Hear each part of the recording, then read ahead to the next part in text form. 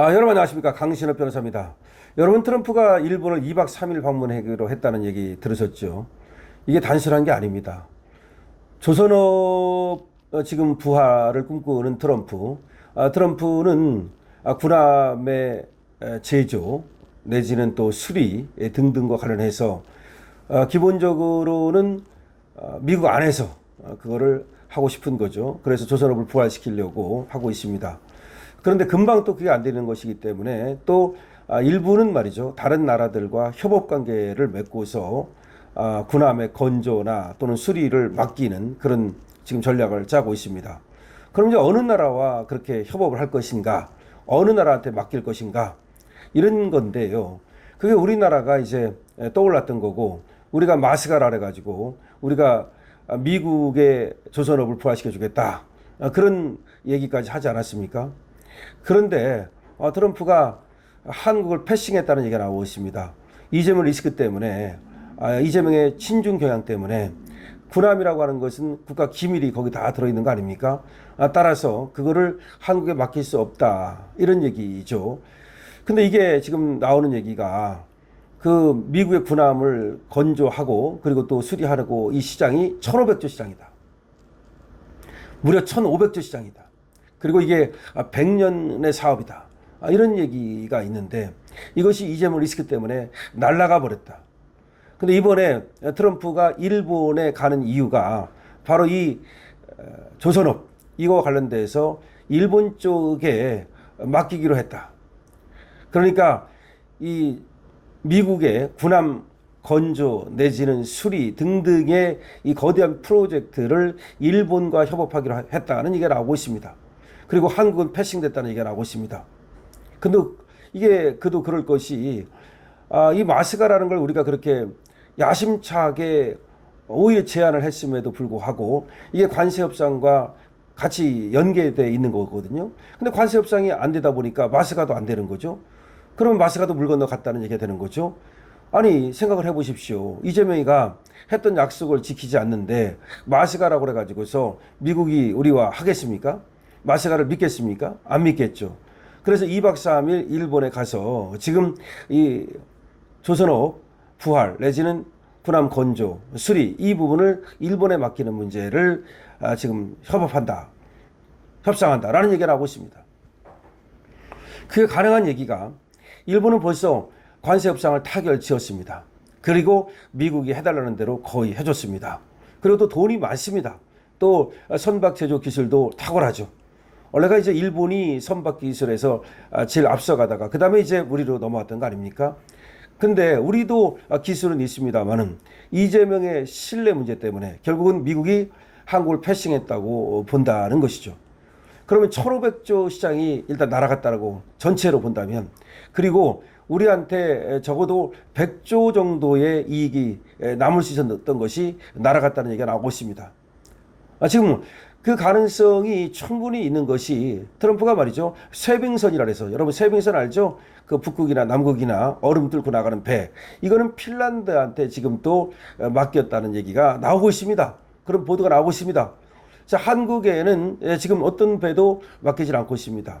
물론 상선은 좀 얘기가 다릅니다만은 이것도 역시 지금 트럼프의 관계가 빠그러치면 한국은 배를 수주하는 것이 상당히 어려워지지 않겠나라는 생각이 드는데요. 지금 그야말로 비상에 걸렸습니다. 국군이 이것밖에 안 되는 것인지, 정말로 이재명 리스크 때문에 한국 조선업 100년 기회가 날아가고 일본에 헌납을 했다는 얘기가 나오고 있습니다. 트럼프의 레짐 체인지 정책과 관련돼서 이재명 리스크가 실체가 드러나면서 결국 이재명 리스크가 한국 조선업의 100년 기회를 날렸다는 분석이 나오고 있는 겁니다. 자, 2025년 10월이죠. 지금 30일 근처입니다. 올해 지금 10월 도널드 트럼프 미국 대통령의 일본 2박 3일 방문이 지금 파장을 던지고 있습니다. 이 방문은 단순한 외교쇼가 아니라는 겁니다.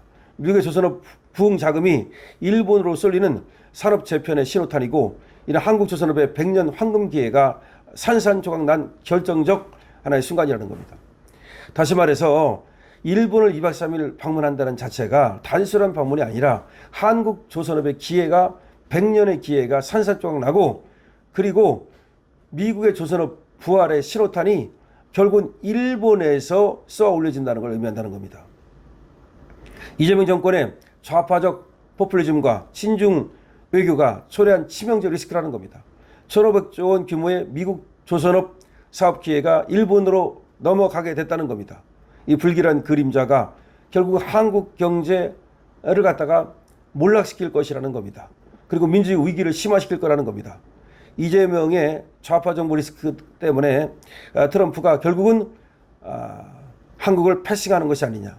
아메리카 퍼스트 정책으로 지금 트럼프가 어느 나라와 이제 그 동맹을 맺고 어느 나라와 경제 협력을 할 것인가, 이걸 지금 재고 있었는데 이 일본 쪽으로 경제 패권을 뺏기게 됐다는 얘기입니다. 트럼프의 일본 방문은 미일 동맹을 넘어서 미국 산업 부흥의 전초전이다. 일본은 이미 미국 함정 수리 건조를 대대적으로 지원하며 550억 달러 규모 투자를 약속했다. 이는 중국의 조선업 독주를 막기 위한 트럼프의 공급망 재편 전략의 핵심이다. 반면 한국은 세계 1위 조선 강국임에도 불구하고 백악관 회담에서 트럼프의 칭찬을 말로만 들었을 뿐 실질적 합의는 물거품이 되어버렸다. 이 모든 게 이재명 리스크 때문이다. 지금 그 이재명은 트럼프의 350억 달러 투자 요구를 금융위기 유발이라며 거부했다.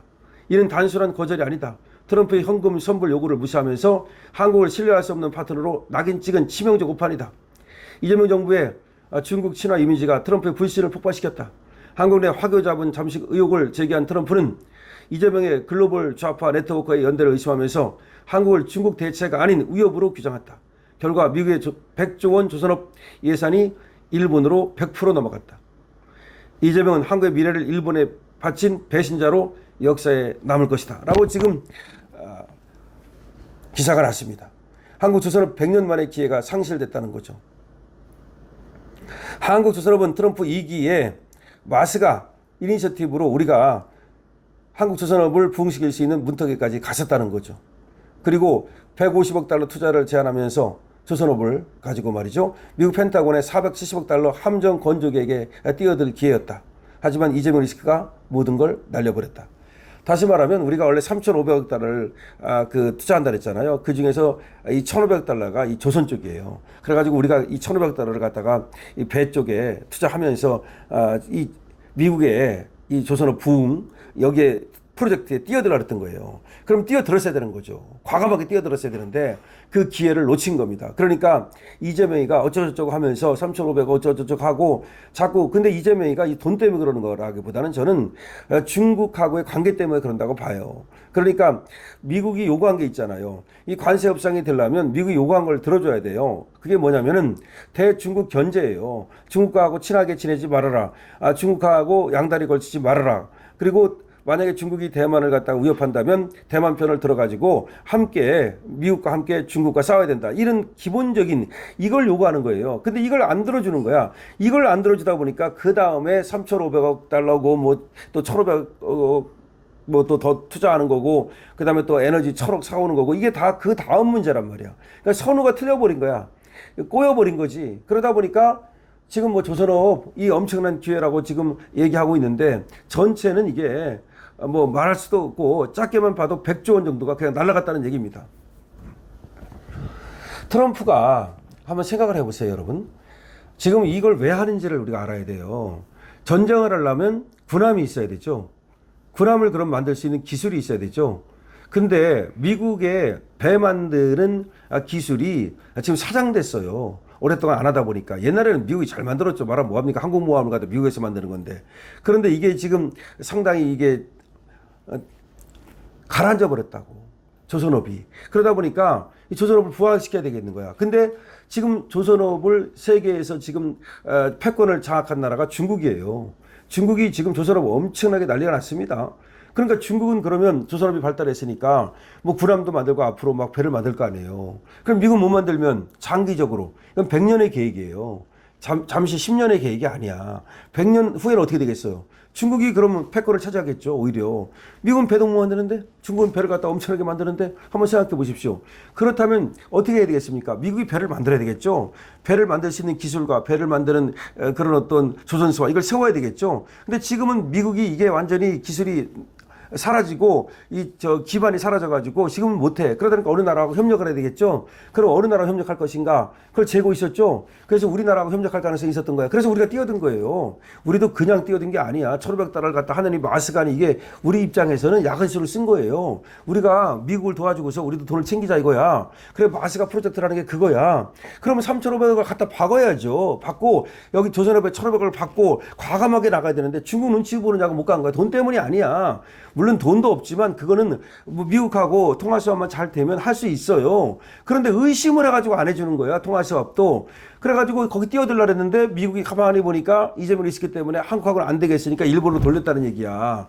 그러니까 미국의 조선업 부활이라고 하는 여기 돈이 엄청나게 생긴다니까.